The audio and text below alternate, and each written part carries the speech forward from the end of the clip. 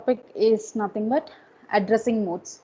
We have seen the addressing modes for 8086 microprocessor also. There itself I have told you what exactly the addressing modes will give us. Addressing modes, they'll explain how the data is being accessed from the memory. Addressing modes will give us an information of how the data is being accessed.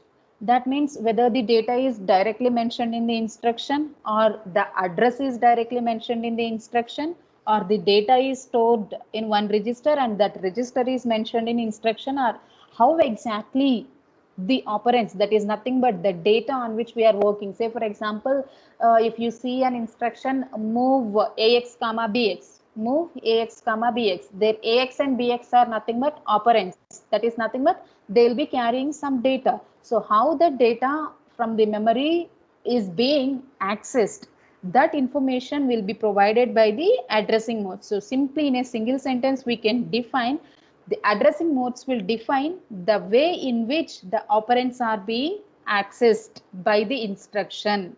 I'm repeating, the way in which the operands are being accessed by the instruction, that we call it as a addressing mode. So 8051 will support 8051 will support 5 addressing modes. I'll just read out their names and then I'll move on to the in-depth explanation of each and every addressing mode. So the 5 addressing modes that are being supported by 8051 are immediate addressing mode, register addressing mode, direct addressing mode, indirect addressing mode, and indexed addressing mode. So these are all the 5 addressing modes which are also being supported by 8086 microprocessor also. So apart from these 5, it will be supporting more 2 to 3 addressing modes, but 8051 will support only these 5 addressing modes. So the first one is nothing but immediate addressing mode. First one is nothing but immediate addressing mode. So you just try to see the instruction format. What does the instruction format contains? The first one is representing opcode. Guys, keep quiet.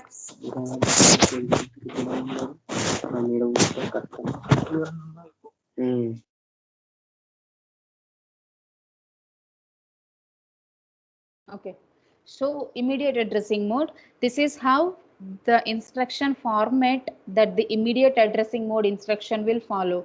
So here one part will represent the opcode, and what does the another part is representing? The another part is representing the data. First part is representing the instruction opcode and the next part is representing the data. So from this, what can you understand? Here I have written one example like move a comma 100 and move r1 comma 100. So what exactly this means? The name itself says immediate addressing mode, and if you look into the instruction format, here you will be writing opcode. Opcode means the operation that we want to perform, and here what is written?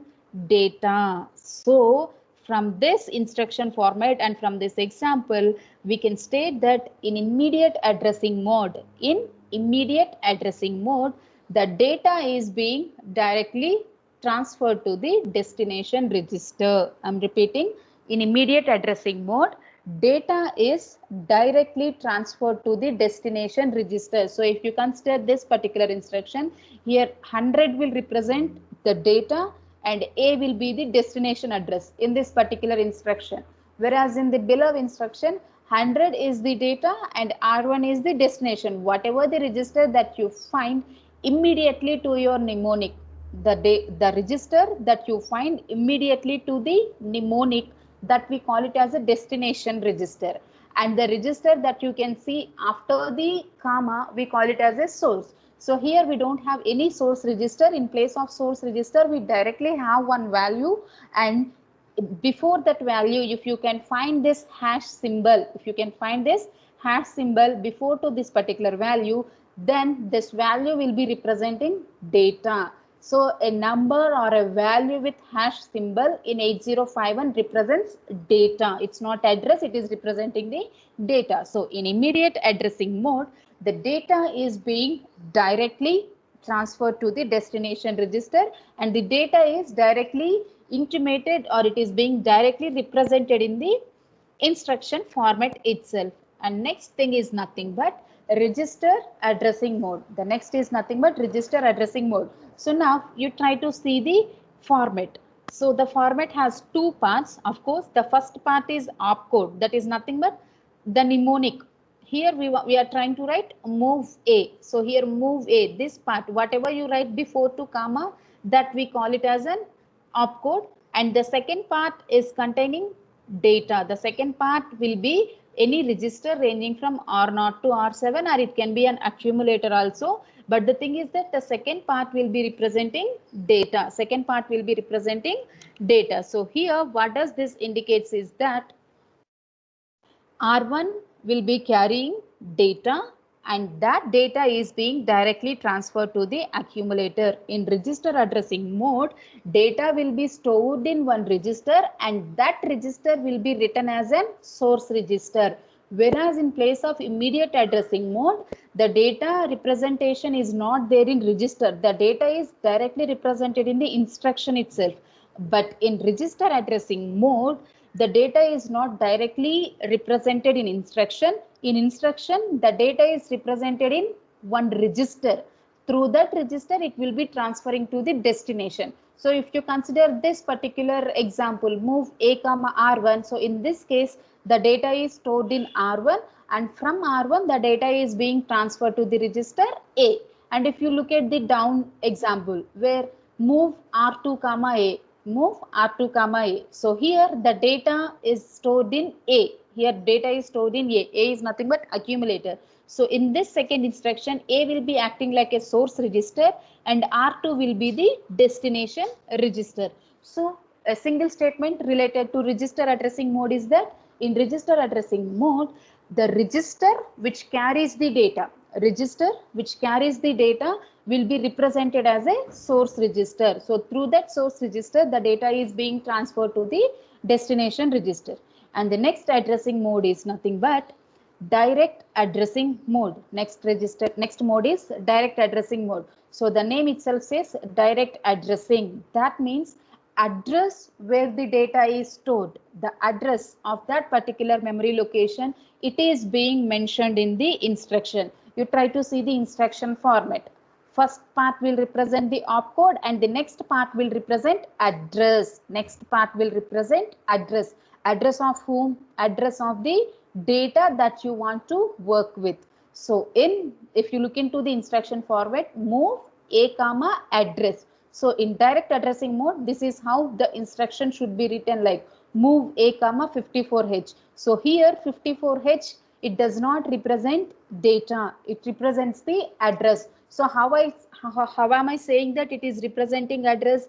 If I can see a hash symbol here, if I can see this particular symbol, then the 54 will become the data. But as there is no such kind of symbol, now in this case, this 54 will be representing address where the data is being stored. So in direct addressing mode, the address of the data is being represented in the instruction. So soon after when the processor come to know, or when it come to execute this particular instruction, its controller will move on to this particular location 54H. Whatever the data that is stored at this 54H, that data is being transferred to the destination register. This is about the direct addressing mode.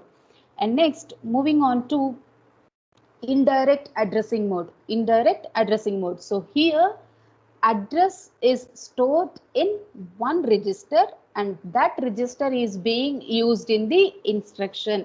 Here direct address is mentioned. Direct address is mentioned in the instruction, but in this addressing mode, address will be stored in one register and that register will be used as a source register in the instruction. See this particular example, move A comma at the rate of RP. Here P can be from 0 to 7 because we have 8 registers starting with R0 to R7. So here the source register can be anything starting with R0 to R7. So here I have taken the example of R1. Move A comma at the rate of R1. What does this indicate? This indicates that R1 is carrying an address value. R1 is carrying an address value. So the processor controller will move on to that particular address location and it will get the data at that location to the register A. So you don't be confused with register addressing mode and indirect addressing mode. In register addressing mode, the source register will directly carry the data. In register addressing mode, source register will carry the data, whereas in indirect addressing mode, the source register will carry the address. So that is the reason @ symbol is represented.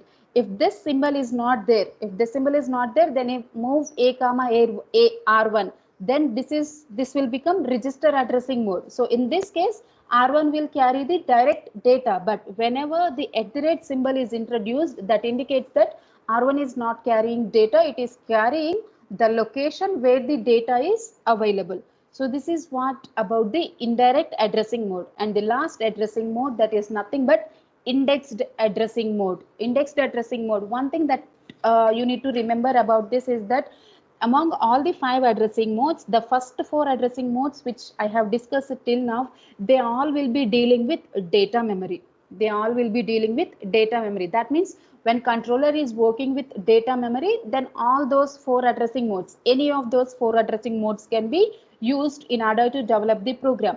But when controller is dealing with program memory, then this particular addressing mode needs to be used. That is nothing but indexed addressing mode. Or in a simple statement, we can say that indexed addressing mode supports only the program memory. Indexed addressing mode will support only program memory, and that too, this indexed addressing mode, if you want to make use of this indexed addressing mode, we need to use only 3 registers. What are those 3? One is accumulator, another one is DPTR, and another one is program counter. DPTR means program counter. So only these 3 registers can be used, or only these 3 registers are to be used if you want to write an instruction in indexed addressing mode. So here, see here, this is the example which represents the indexed addressing mode. What is written in the example? movc a comma @ a plus dptr. What does this means? How exactly the data is being transferred to a? So here, when it was written like this, what will happen is the controller will calculate the value of dptr and the value in a. It will sum up the value of dptr and the value of a. Whatever the resultant will come, that it consider that resultant as an address. So it will move on to that particular address location and it will get the data from that address location. So in indexed addressing mode, address is not directly represented. Address is not represented through register also. Here 2 registers will represent the summation of 2 registers. Summation of 2 registers values will give you the address. And one more important point with this addressing mode is that indexed addressing mode is used when the processor is dealing with lookup table. So whatever the resultant address that we will get after adding the value of a and the value of dptr, that address is nothing but the address of lookup table. That will be the address of lookup table. So I just have considered one example. Say here, if dptr is carrying this value 0 FFF0 and if a is carrying 05. So now in order to get the final address location, I need to add these two. So when I add these two, this is what the final address that I am getting, 0 FFF5H. So this 0 FFF5H will be the one of the location of lookup table. It will be the one of the location of lookup table. So the processor will move on to the lookup table first, and within the lookup table, it will move on to the address location. It will move on to this address location, and whatever the value that is being available at this particular address of this lookup table, that value is being transferred to the destination register. So indexed addressing mode, it is a special addressing mode which deals with 2 important things. One is the lookup table, and another thing is that it is used only when the controller is accessing the program memory. So this is what all about the addressing modes of 8051 microcontroller. So guys, I hope that the addressing modes are clear to you.